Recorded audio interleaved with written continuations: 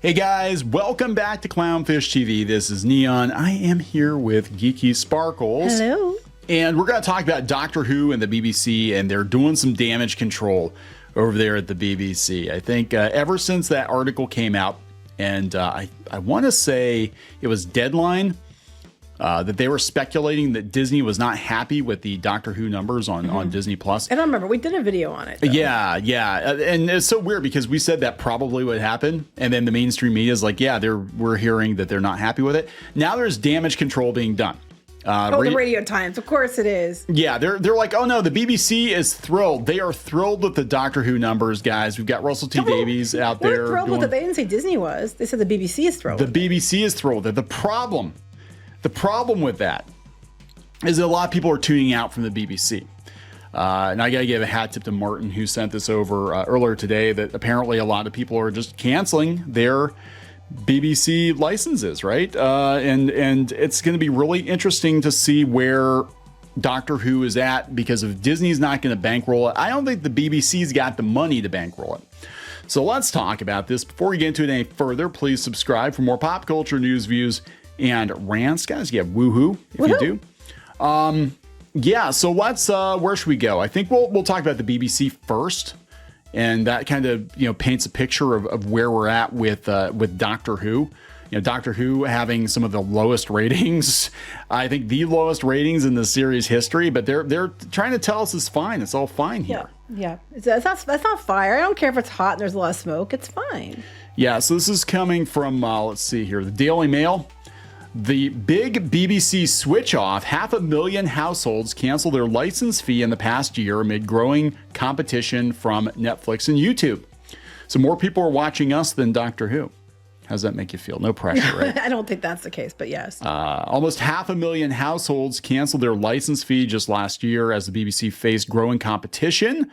A total of 23.9 million households in Britain continued to pay the license fee, which, again, I'm not fully understanding how this works. As I understand it, if you watch the BBC, you got to give them an annual fee or something, kind of like PBS here in the US, but more mandatory. I guess they'll like show up at your house and arrest you or fine you if you're caught watching TV you didn't pay for, which is so weird.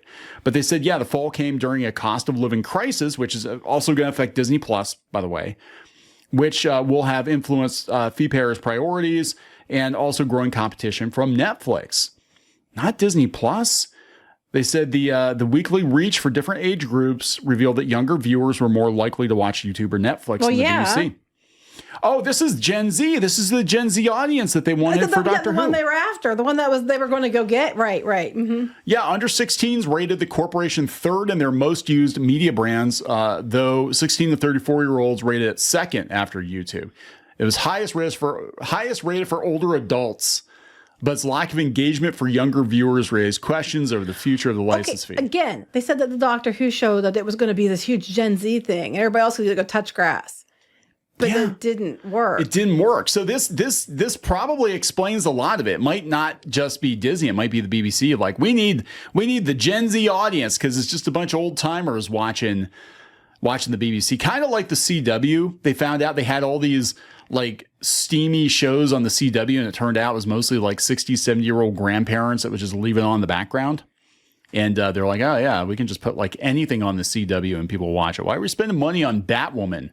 Yeah, I know, right? So yeah, they're trying to say, oh, it's great value, guys. Everything's good. It's all good here. But Russell T. Davies himself said that if Disney does not bankroll Doctor Who, he doesn't know what's going to happen to it because he thinks the money is running out. Mm-hmm. Right? But they're gonna be like, no, but it's fine here. It's fine. So this is damage control. This is yesterday. This came out yesterday. The Radio Times, which loves Doctor Who. The BBC's annual report has praised the impact of Doctor Who as ratings for the recently concluded season 14 continue to grow on iPlayer. Trust us, bro. Oh my God. You're just gonna have to trust us. iPlayer, okay. The beloved sci-fi series was mentioned several times throughout the report, which spotlighted as one of the shows driving the corporation's huge audiences, in quotes, while also mentioning its quote unquote economic impact in Wales and the UK. I don't know what the actual report said, but they said it's one of the shows. So they have a bunch of shows they're saying it's huge audiences. They just dropped it in there. Doesn't mean it personally was bringing huge audiences. They just listed it with other shows that might have been bringing in the audiences. Okay, so this is interesting too. They said, meanwhile, there was also mention of the Whoniverse, which launched toward the end of last year to create a dedicated home for all shows within the orbit of Doctor Who, including hundreds of episodes from the classic. So are they counting that, when they say Doctor Who, are they counting the people watching the old stuff in that? I am wondering, because over here in the States, we have, the Roku TV and Tubi. I don't know if it's on Tubi or not, but I think it's on Pluto, but they actually have a classic Doctor Who channel, and they just run classic Doctor Who 24/7. Mm-hmm. And they could count that too and be like, well, this is technically considered, part of our streaming. And then, some people are watching it. So it's all Doctor Who, right? The report spoke of Doctor Who's explosive return to TV, like diarrhea. I was thinking it, but I didn't say it. Yeah, explaining that the BBC and Disney had come together to transform Doctor Who into a global franchise for UK audiences and the rest of the world. Yeah, it's fantastic. The views have never been lower. That's what I'm saying. Just because they're saying they came together and it's so great doesn't mean that that's actually true, that it's actually performing. They're talking in circles by the sounds of it. They said that the 60th anniversary specials, those were the highest viewed, the most viewed, the highest rated of the new series, right? They were mentioned as one of the year's content highlights. That's sad. That's alongside Eurovision. The latest figures for the new season, as reported by the Times, now make it the highest rated drama for young viewers under 35. Across BBC, which they admit people aren't watching. Overnight ratings for the season have been lower than is typically the case due to the show's new release strategy. No, it's not due to the release strategy. But a spokesperson for the show explained that this had always been the expectation, saying overnight ratings no longer provide an accurate picture of all those who watch drama in an on-demand world. They said the season of Doctor Who premiered on iPlayer nearly 24 hours before broadcast. Episode 1 had already been viewed by nearly 6 million viewers. But those numbers were down too. Those numbers weren't great either. Where they rolled the iPlayer numbers into it and they weren't great. No, that's not great. We're talking globally. After 3 months, the numbers hit this high. That's what it sounds like. 6 million people. That's for a show like Doctor Who. That's actually not phenomenal. It's I don't know. I mean, there's not as many people in the UK as there are here in the States, but I'm like, a Mr. Beast video gets more views than that in the first hour. Yeah, I know, right? It's on. So it's kind of like, and it didn't cost as much to make as an episode of Doctor Who. So yeah, they're doing damage control. They're trying to justify the money. And you know what this is about? Giving this paper to Disney. Hey, Disney, look how successful Doctor Who is. Mm-hmm. It's successful. You want to be part of that success, right? Because Disney doesn't own this. Like, they're cutting stuff that they own. Like, they don't own Doctor Who. They don't have the money now. Like, they just don't. Streaming has been failing for them. They're saying they're going to get to profitability, but that's because of advertising and rolling all their services together into one to make it hit that profitability marker, because they can't just go by Disney Plus anymore. Yeah. It won't hit profitability. But he was talking about how he's trying to bring back classic characters, and Doctor Who hasn't changed at all. We brought Sutekh back, and more people know about Doctor Who than know about Agatha Harkness. I'm like, that's their whoa. That's their win. That's their win. That's what they say. Yeah. So yeah, it's like, okay, whatever. That's what they're arguing their success is, because people have heard of Doctor Who over Agatha Harkness. Are you serious? Yeah, he said, this is coming from Russell T. Davies. He said, I remember Nicola Schindler, a producer I worked with, getting so excited about Agatha Harkness arriving in WandaVision. She thought it was the most brilliant reveal. I asked her, do you know who Agatha Harkness is? She went, no, I have no idea.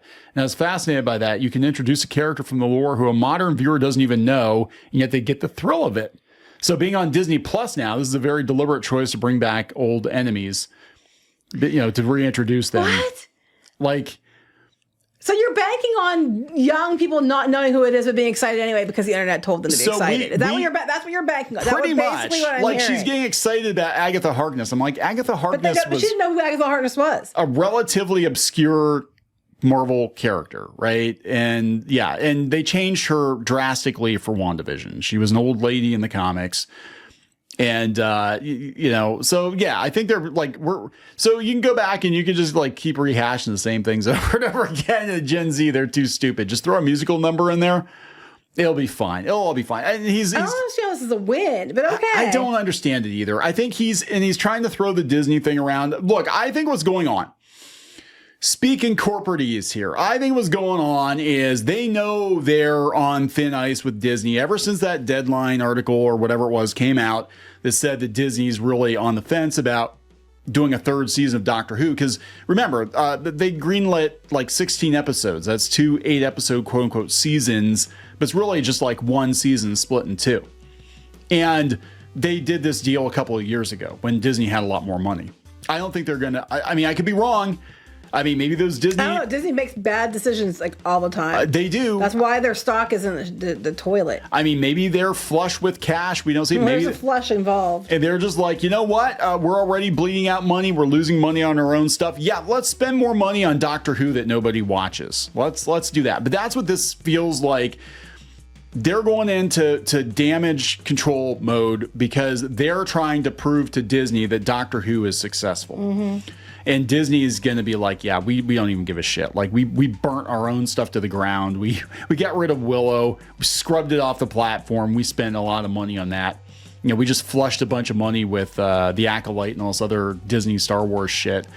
We've scrapped bigger projects than this. I don't think they're going to care. But who knows? Maybe it's for them, it's a deal. Maybe it's like, yeah, we only got to give them like a quarter of what we pay for one of these other shows, and we get as much return on it as, Yeah, that's true. Who the hell knows? Who the hell knows? But there it is, guys. I think you're going to see a lot of panic from the Doctor Who people in the next couple months, because I do think the future of the show depends on Disney bankrolling it. But the iPlayer, guys. The iPlayer. We got to wrap it up. Yep. Please subscribe. We'll talk later. Bye.